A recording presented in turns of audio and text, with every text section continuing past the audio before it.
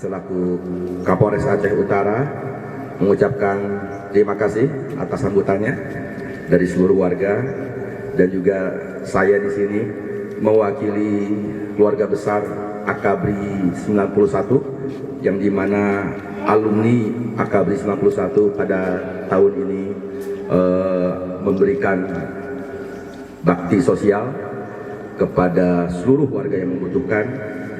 Dalam hal ini kita memberikan bantuan 1 unit rumah layak huni kepada warga yang membutuhkan, dan ini merupakan wujud kepedulian Polri kepada warga yang tidak mampu atau yang membutuhkan, khususnya di Kecamatan Tanah Jambu Aye, Kabupaten Aceh Utara.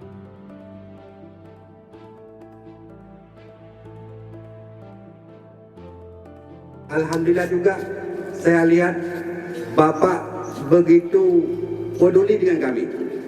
Saya harapkan ada baiknya kalau bisa Bapak terus di sinilah. Yang mungkin sampai 2 periode lah. Kalau seperti kami ya 2 periode, 3 periode.